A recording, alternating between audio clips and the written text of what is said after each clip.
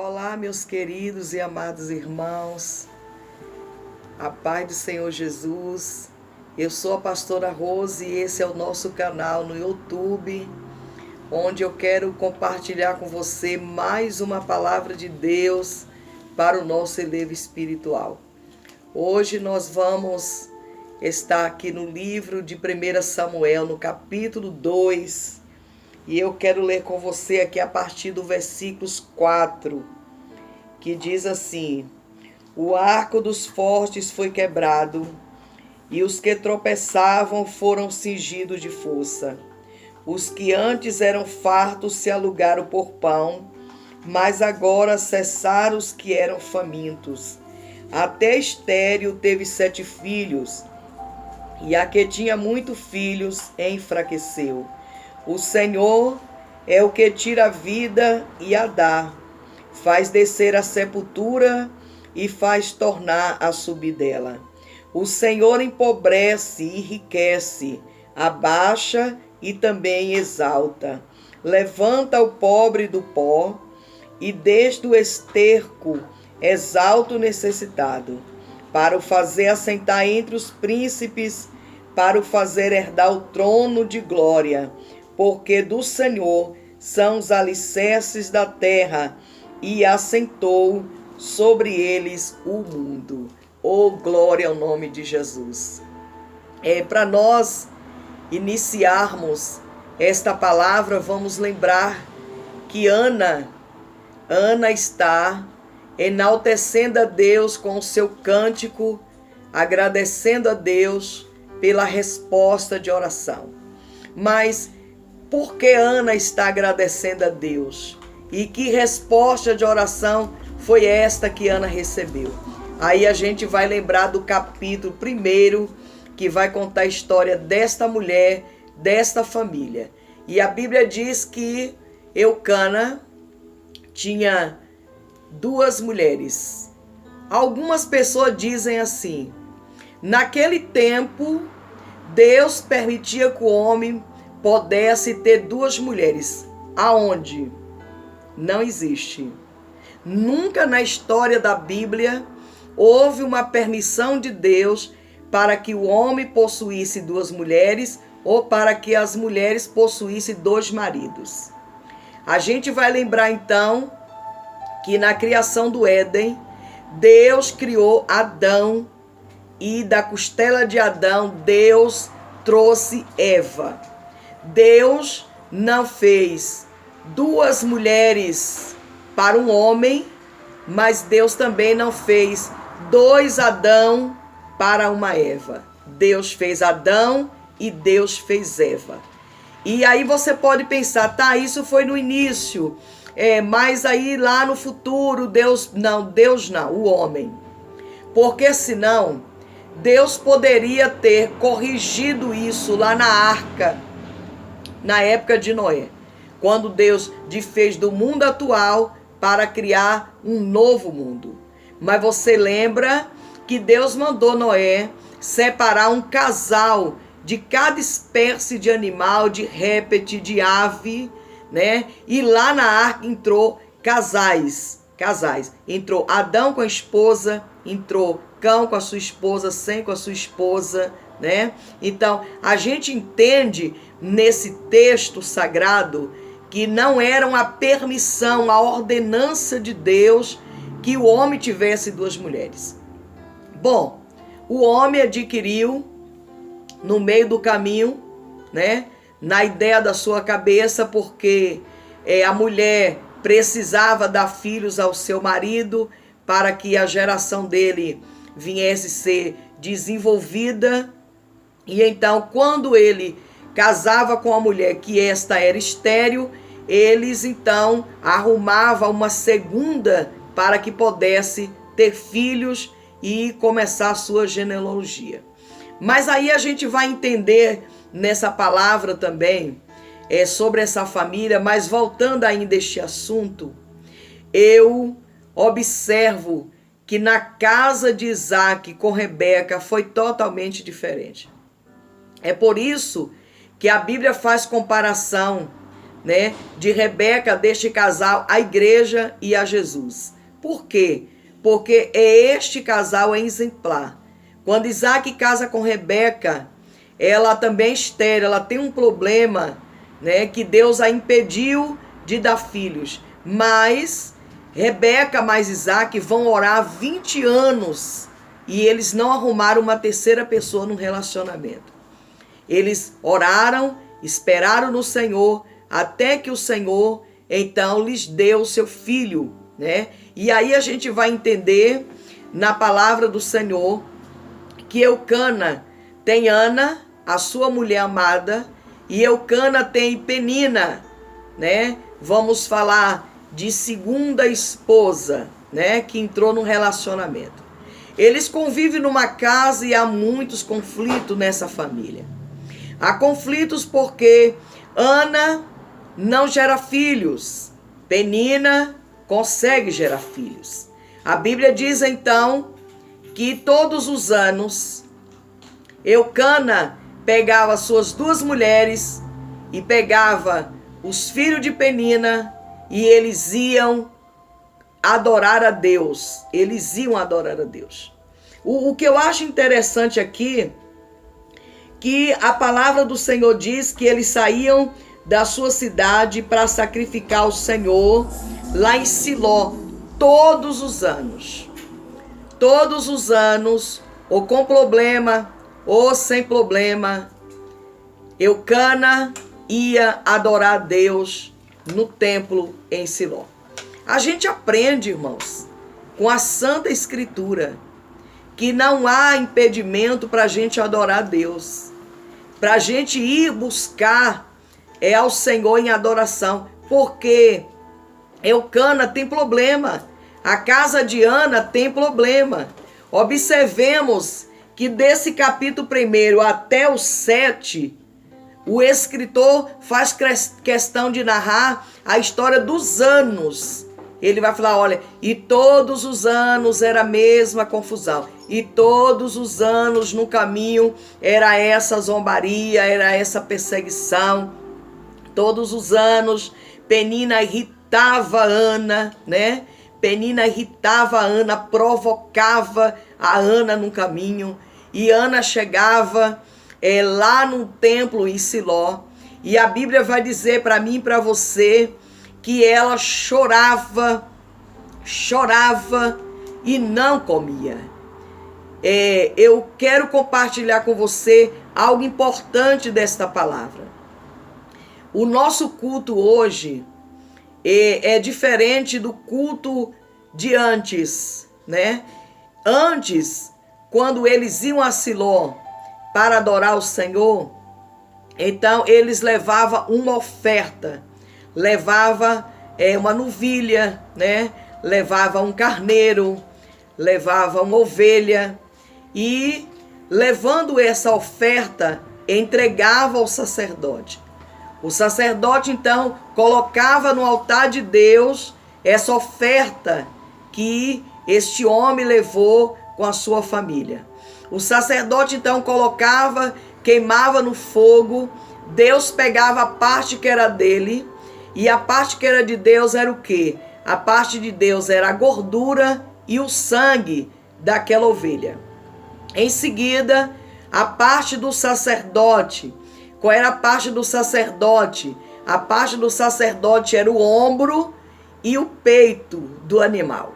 Aí aquilo que restava, que sobrava, ele entregava para o ofertante que levou, e este então tinha o dever de comer junto com a sua família aquele sacrifício que sobrou.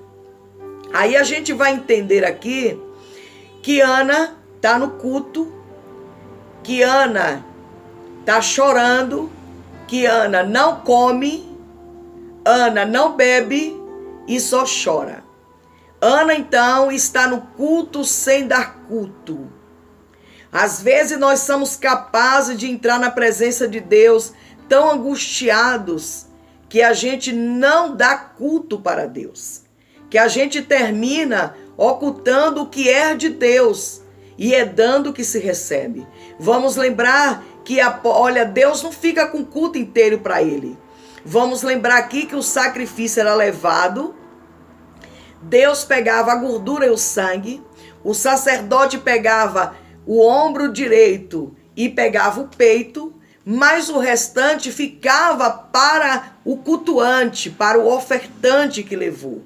Então, vamos entender, meus amados, quando a gente entra na presença de Deus, que a gente dá culto a Deus, olha, Deus não fica com o culto inteiro para Ele, tem a parte que Ele devolve para nós. Quantas vezes você já ouviu alguém no culto, o pregador dizer assim, olha, vai dando glória que você tem vitória. Você já ouviu, né? Olha, cada glória que você der é resposta de Deus que vem do céu. Sabe, não é bíblico, não está na palavra, mas tem tudo a ver, sabe por quê? Porque quantas vezes que você chega lá ferido, que você chega angustiado, entristecido, e de repente quando você vai cantar junto com o coral, e você começa adorando a Deus, e você vai misturando lágrima com glórias e aleluias, quantas vezes que você voltou da mesma maneira? Nunca, nunca. Verdade, sabe por quê? Porque você deu a parte que era de Deus e Deus deu a ti a parte que era sua. E a parte que era sua era refrigerar a tua alma, curar tuas feridas. Aleluia, glória a Deus. Sabe o que eu entendo aqui, meu querido e minha amada irmã? Ana, todos esses anos, entrava na casa de Deus, mas dava culto pela metade. Porque Ana não comia parte do sacrifício que era dela. Eucana, então, um dia, se levanta para confrontar Ana. E é de certo que a gente na vida sempre vai precisar de alguém que venha nos confrontar. Eu imagino que se você estiver chorando, tem pessoas que têm esse sentimento, ele está chorando. Aí se chegar alguém para paparicar ele chora mais ainda, não é assim? Aí você vai dizendo, não chora não, vai dar certo, é assim mesmo. Por que tu tá chorando? Por que você tá assim? E a pessoa vai chorando mais e mais e mais. Mas se chegar alguém para confrontar, e Deus gosta de confrontar a gente, né? Aí chega e diz assim, ei, por que você tá chorando? Por que você não come? Eu não sou melhor para você do que 10 filhos. Eucana amava Ana. Ana era amada. Ana era preferida. Eu imagino que essa era a discussão no caminho. Por quê? Porque Penina sabia que Eucana amava Ana. Ela sabia. E eu imagino que no caminho ela dizendo, aí está ainda amada dele. Ele ama ela mais do que a mim. Mas Ana tem outro problema.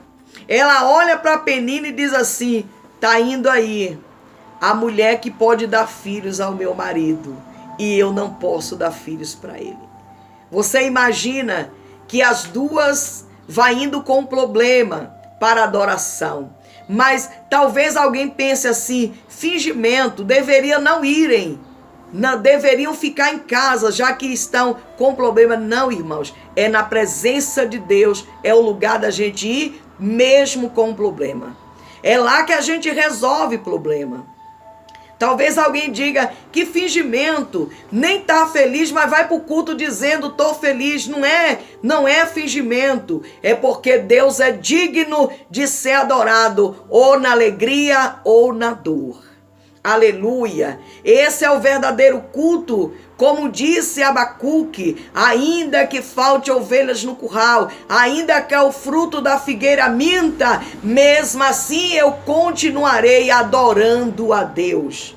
Quando você sai da sua casa com problema e chega na casa de Deus chorando, amargurado, não é fingimento. Para que veio? Você foi porque, ou você veio porque você sabe que não vai sair da mesma maneira.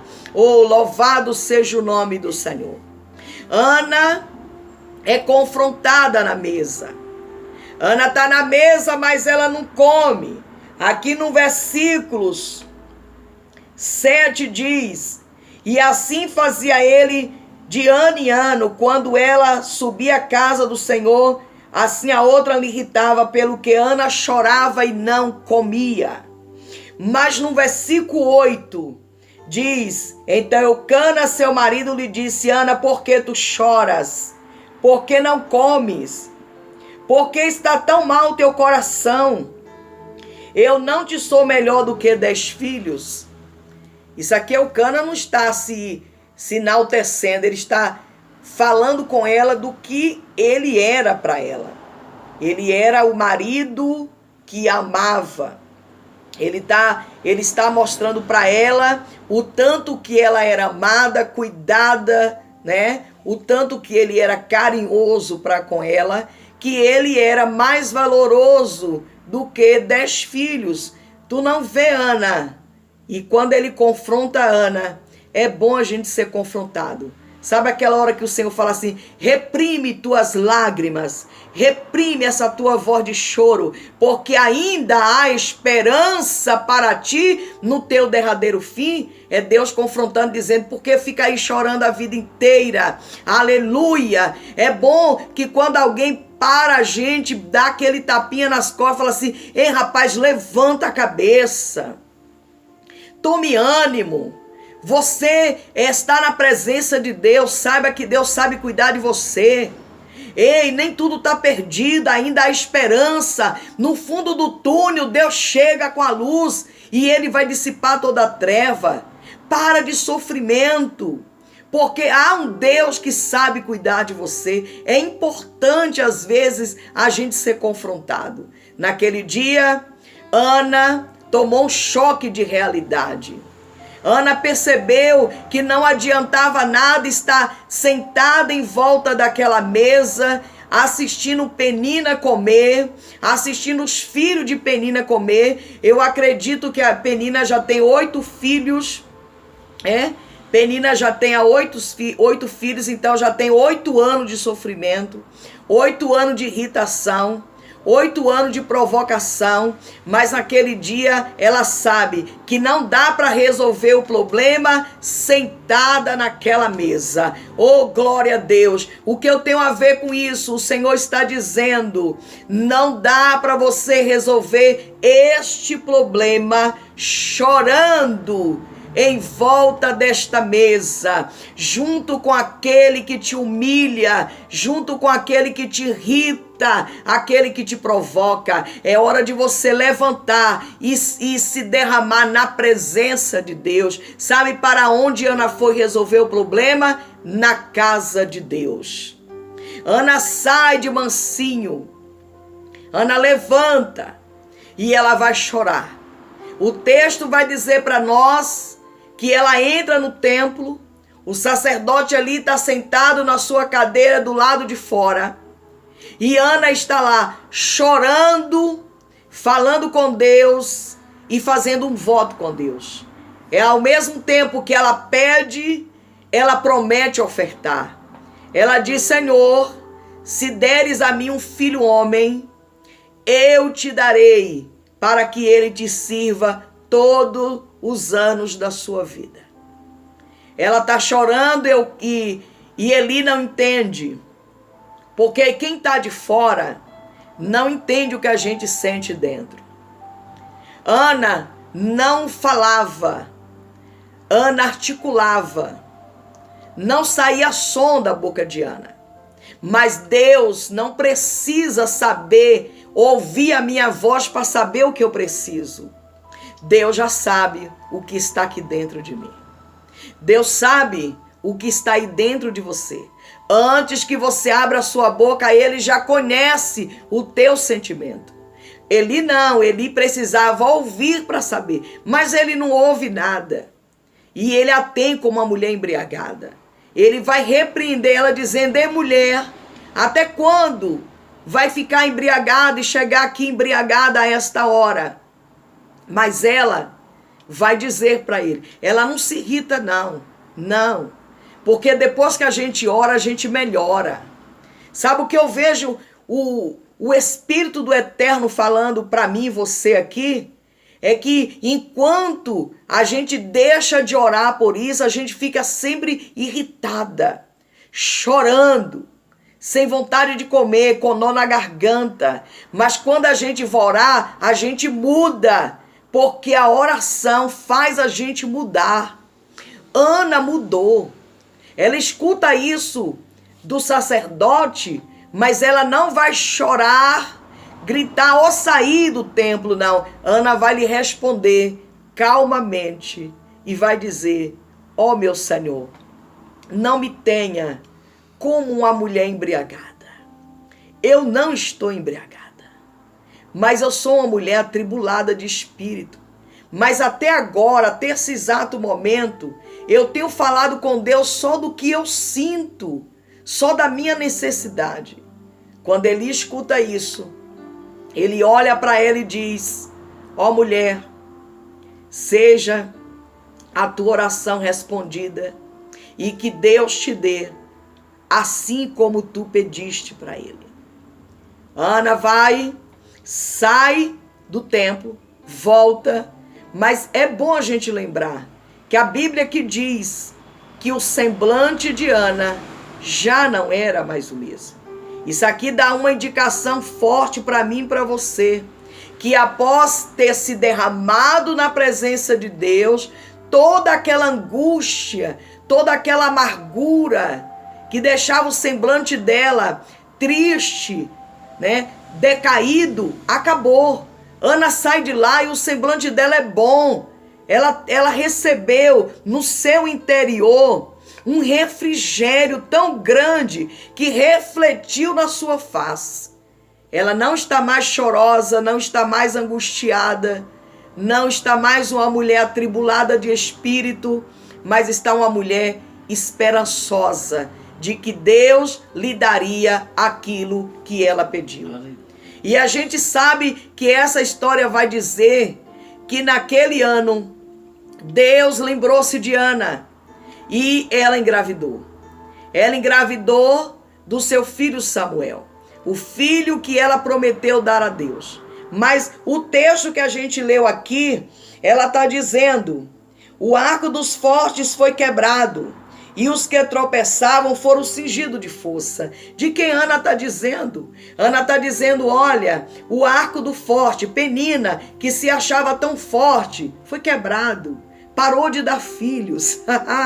Oh, glória a Deus. Parou, cessou a sua força. Mas ela disse: olha, mas aqueles que tropeçavam agora foram cingidos de força. Louvado seja o nome do Senhor. Ana está dizendo: eu que era fraquinha, eu que andava tropeçando, agora Deus me cingiu, me vestiu de muita força. Aí ela vai dizer: olha, os que antes eram fartos de pão, agora estão se alugando, oh glória, e aqueles que agora cessaram, que eram famintos, cessaram, porque agora Deus satisfez o desejo, a minha vontade, oh glória a Deus, eu estou saciada. Ana está dizendo: eu estou saciada. Deus saciou a minha fome de vitória. Deus saciou a minha fome de justiça.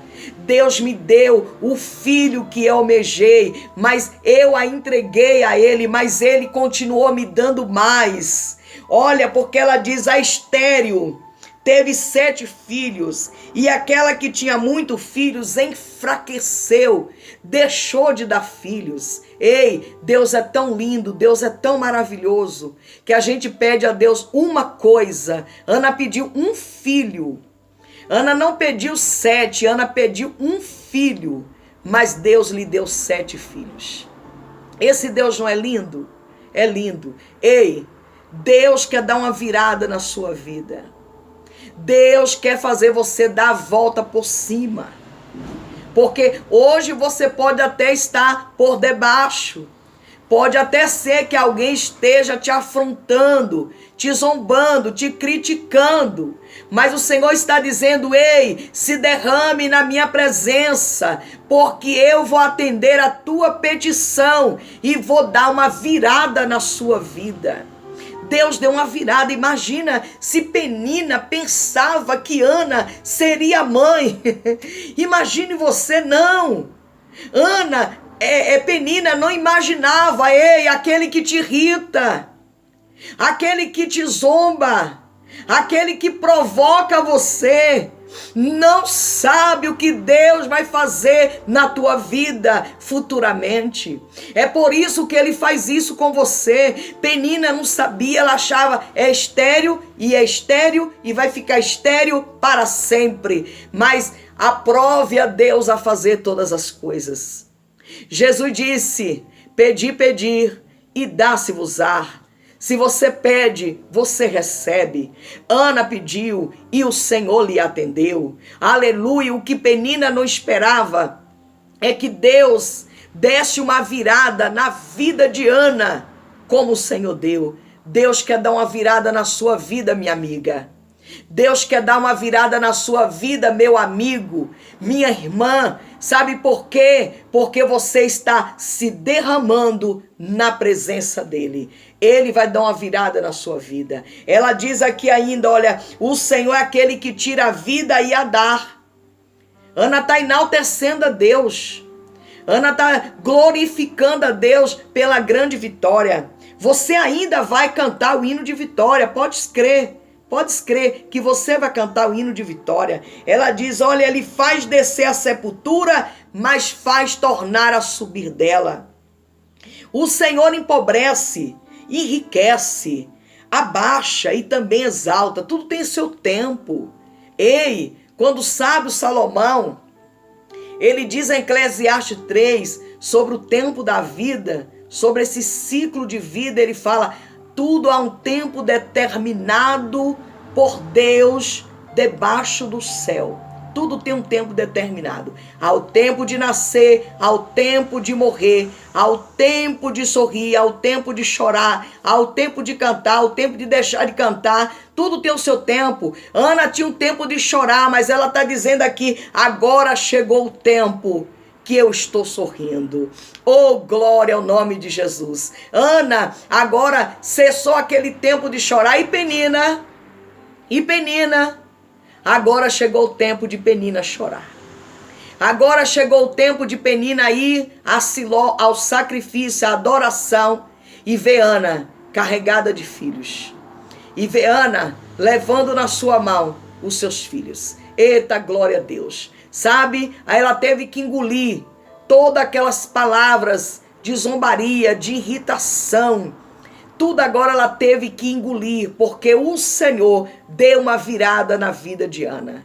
A Bíblia diz aqui para mim e você que Ana enaltece a Deus dizendo: levanta o pobre do pó e dê do esterco exalta o necessitado, para fazer assentar entre os príncipes, para o fazer dar o trono de glória, porque do Senhor são os alicerces da terra, e ele se assentou sobre o mundo. Eita, glória a Deus.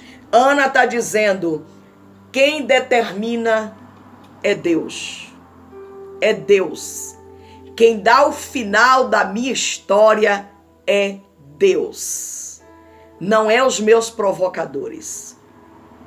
Não são os meus zombadores. Não são os teus irritadores. Não, não, não. Quem determina o final da minha história é o Senhor Todo-Poderoso. Quem determina o final da sua história é o Senhor, que pega o pequeno do pó, levanta o necessitado do monturo e faz assentar-se à mesa com os príncipes do seu povo. Porque deles são os alicerces da terra, e ele se assentou sobre o mundo. Ele é Deus e não há outro igual a ele.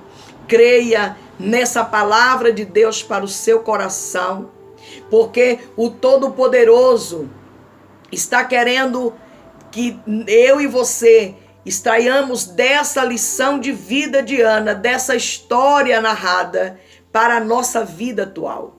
Eu não sei o que você está passando, eu não sei que situação você está enfrentando, mas eu quero selar com a palavra profética por fé Deus vai dar uma virada na sua vida.